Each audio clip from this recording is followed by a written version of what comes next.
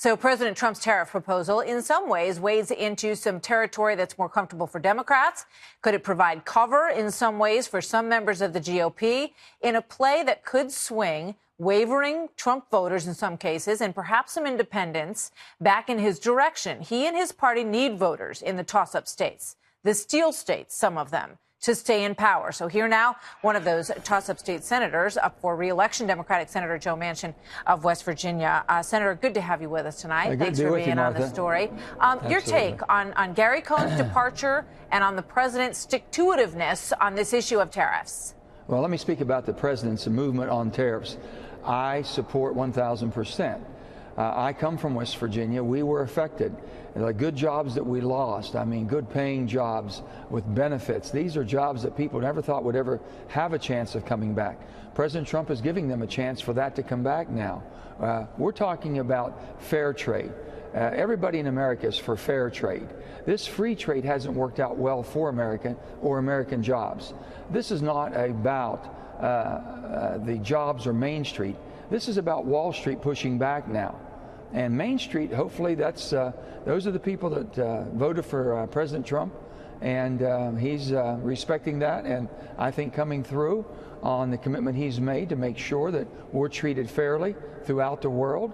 It's going to bring a lot of people to the table, Martha, that's saying, oh, we have these trade wars. I don't think that will happen. So, I think they'll sit down and reevaluate the deals that we've made over the years. Absolutely, and that's clearly what the president wants to do. And, you know, the president has had this on his mind for 25 years. He has been very unhappy with the deals that we had Japan back in the 80s, with China in the 90s and going forward. He sees the footprint of China in all of these steel transactions, whether they're coming from China proper or whether they're being funneled through other smaller countries. He says they have a much bigger footprint in the steel industry than is evident.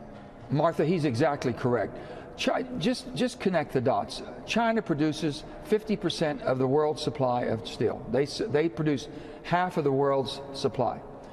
We import more steel than any other nation on earth. Just connect the dots. And he's exactly spot on. Yeah. So we have a president that has the spine to start saying, wait a minute, we've been taken advantage of for far too long.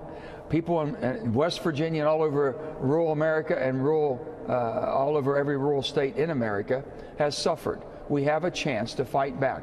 We want a level playing field. We'll compete anyone level it.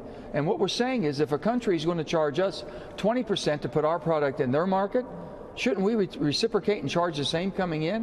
Why should we give up our market? Why do we just concede to that? Does this, I think, the president said as much, that he believes that this will reopen negotiations for NAFTA, right, with Mexico and with Canada.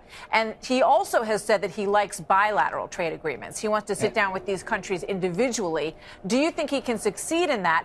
And do you think that the backlash that Gary Cohn and others are so worried about is rising prices all over this country that will take a bite out of the economic growth that we've seen? Oh, no. I hear the sabers rattling. I understand. Wall Street, if everything's not just perfect with Wall Street, my goodness, the whole sky's falling in, the world's coming apart.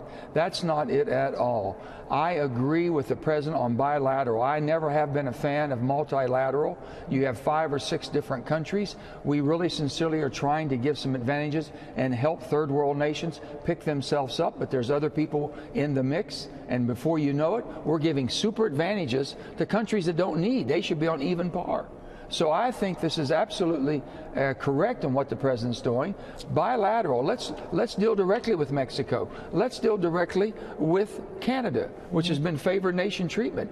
I think we can deal one-on-one and do much better and achieve our goals of helping those that need help, but making sure the ones that don't can compete on a fair and level playing field. Yeah, I mean, the president went after the EU in the conference today with the prime minister from Sweden. I thought it was very interesting. His response, the Swedish prime minister, was, well, you know what? We're going to come to the table and we're going to talk. And I think that's what the president has in mind in all of these relationships, re-examining them. Senator, thank you very much. Good to see you. Martha, let me just tell you this. They're not going to walk away from the greatest market on the earth, the United States of America. They're not. They want to see if we can we work something out and get another bite at the apple? Absolutely. But it's going to be more on a fair basis, not on basically one-sided basis.